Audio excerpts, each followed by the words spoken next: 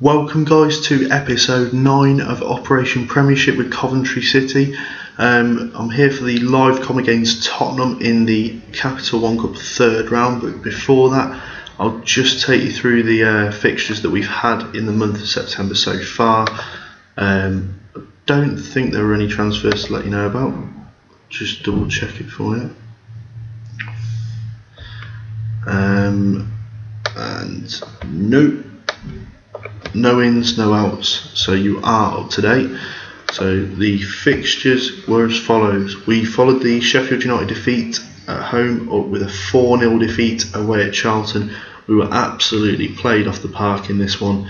A quick 19-minute hat-trick from Jan Kermigan put them 3-0 in front before Bradley Wright-Phillips put the icing on the cake after the hour mark.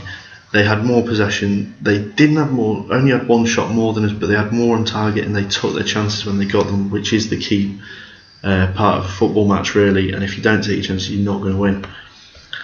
We then played Ipswich at the Rico and we got beat 3-0 this time. Jay Simpson after 14 and 69 minutes putting them in front, but Lee Martin then 12 minutes from time made it 3-0 to make things worse for us.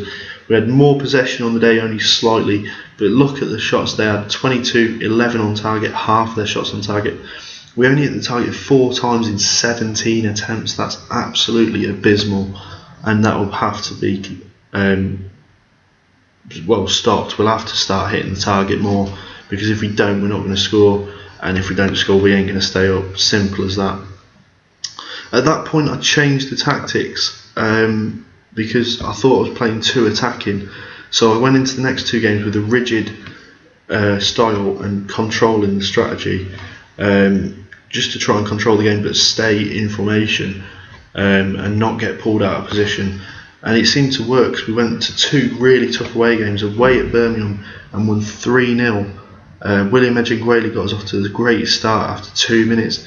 McSheffrey after 24 made it 2-0 and Bebe after 37 made it 3-0. And even though we had 6 shots less than them, we had the same on target. They had more possession, but we're going to expect that away from home, and Birmingham was an easy place to come, but we've got all 3 points and a really good victory. We then travelled to Wigan and it didn't get off to the greatest of starts here. We went 1-0 down after 14 minutes through Mauro Baselli for Wigan.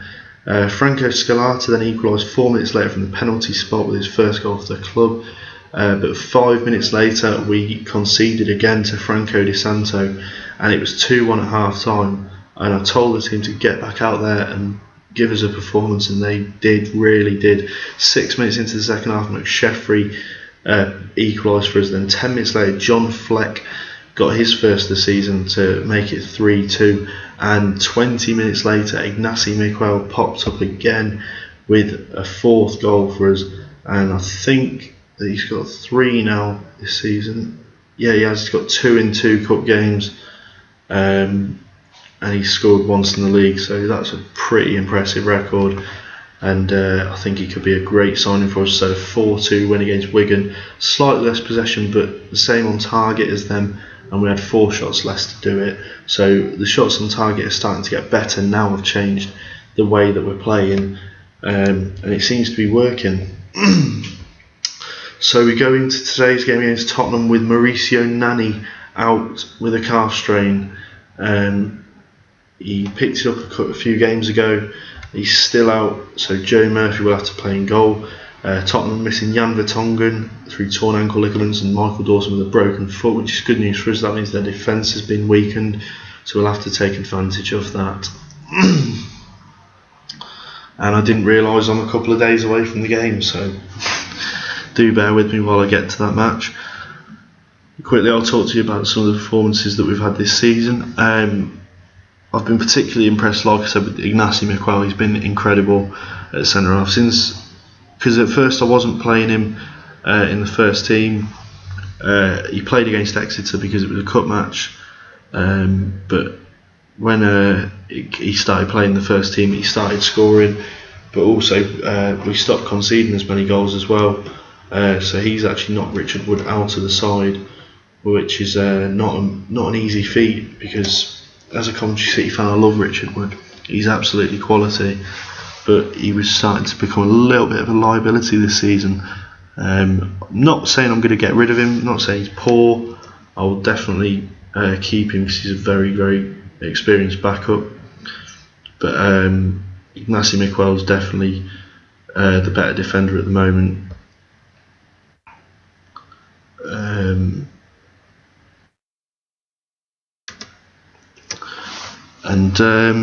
So also Bebe's had a pretty good start to the season. He's adapted quickly from Man United.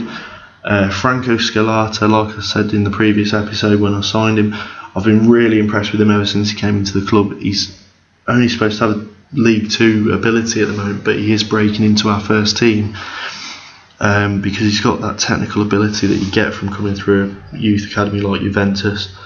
And I've been really impressed with him. There we go, Jordi Gomez and John Fleck getting into the team of the week, which is impressive. So here we go. I think they're going to go with a pretty strong lineup, so I'm going to try and start as strong as I can. Ignacy Miquel's got 80% conditioning, but I don't want him to miss this game. If it means taking him off early, it means that, but I'm going to leave him on to start. Frank Musa can start at left wing. Steve Jennings can come off. We'll bring on Stephen Hetherington and play as a deep line playmaker support. And I think that will do. Jordi Gomez. Can't leave Jordi Gomez out.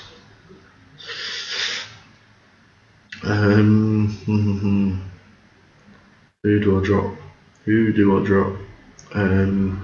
Steve Jennings. Unfortunately, he's got to go. I'll give John Fleck a little rest as well. And I'm going to start DJ Campbell up front. And we are ready.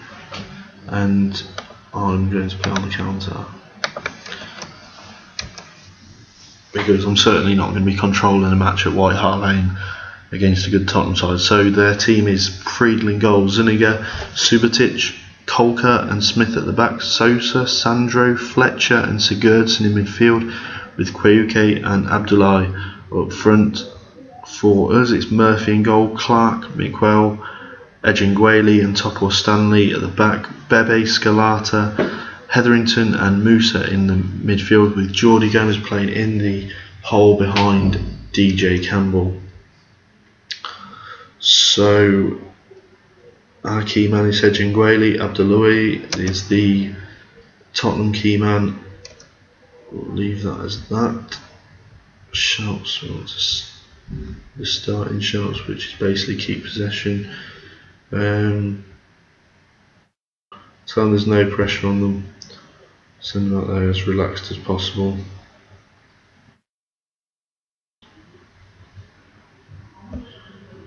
And mission instructions. I don't want us to be exploiting the flanks, which we are, and that's fine. So just put it into 2D Classic, and we're ready to go. So it's Tottenham to kick off. It's Kolka now and Smith, Sigurdsson, Fletcher, and that's the end of the pointless highlighting. It's a throw in for Tottenham. Sousa out to Subotic, Zuniga into the box. It's cleared away by Bebe, straight to Sandro and Zuniga, and it's into Abdullahi, and he scores only inside the first 3 minutes, and Tottenham have taken the lead against us. And that was the thing we really wanted to avoid first, and we've given the ball away again. Here they come, 4 minutes gone. Zuniga, Fletcher, Subotic, out wide to Sigurdsson, who's marking him. Jordan Clark, where were you? It's Abdullahi, it's Fletcher, it's a great save by Murphy, and Musa will clear it away towards DJ Campbell. And that was shocking defending. Who was picking up Sigurdsson to start with? Jordan Clark giving him acres of space, and Abdullahi hits the upright, and it's a corner now. And Tottenham have absolutely dominated the first 5 minutes. I don't think we've really had a touch of the ball. As the corner comes in, it's headed away by Topor Stanley, and it's Sosa, it's Subotic. Get the ball off him and clear it away. and it's a free kick now. I think that was for offside. So Coventry City free kick, and now it's a corner to Tottenham. Sigurdsson in, and Sosa heads it, and it's inside 8 minutes, and we are losing 2-0, and this is absolutely shocking. I'm not saying I was going there expecting to beat them or expecting to draw with them even, but I was expecting to keep it respectable, and this is just not happening. We're having an absolute shocker so far. 21 minutes gone, Murphy clears it straight to Kweyuke, he's clean through, it's bound to be 3-0, and it's not, it's saved. Bebe, Clark, and that's the end of the highlight. I do hate playing Tottenham. I just can't stand playing them on FM. I never manage to beat them. It doesn't matter who I am, Arsenal, Barcelona or anyone, they always get the better of me. As we have the ball through Scalata now, and Topor Stanley to Musa to Jordi Gomez, Hetherington moving the ball around nicely now. Musa, Jordi Gomez, Hetherington, and he's lost it, and I knew that was coming because we were passing it too much, and Kweyuke puts it wide. He's not punished us. Why we weren't just getting the ball into the box to try and actually test their keeper or defence, I don't know, but we were just passing it around and waiting for them to tackle us basically. Here's Sandro on the ball. No real pressure on the ball here, but now Scalata's got it after Jordi Gomez's tackle. Back to Clark, Hetherington, Scalata, Jordi Gomez, Hetherington, Campbell, Scalata, Bebe cuts inside into DJ Campbell, and Campbell scores, and we've got one back. And despite being absolutely under the quash for the first 35 minutes, we've managed to get a goal, and we're only a goal behind now, which is not the worst of situations going into half time.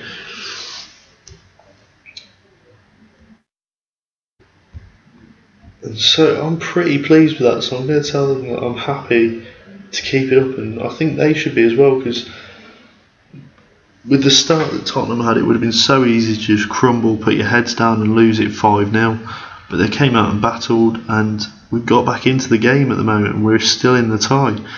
As Topor Stanley gets it to Musa, Hetherington, Musa into the midfield, and Sandro's tripped Scalata, so it's a free kick. Ejingweli to Scalata, but he's tackled. Kweyuke to Abdullahi, and he scores. It's 3-1, and it's another shocking piece of defending, just giving the ball away, and his second of the game has given them a 3-1 win. I think that has wrapped it up. Inside a minute of the second half, we couldn't even defend that, and it's pretty poor.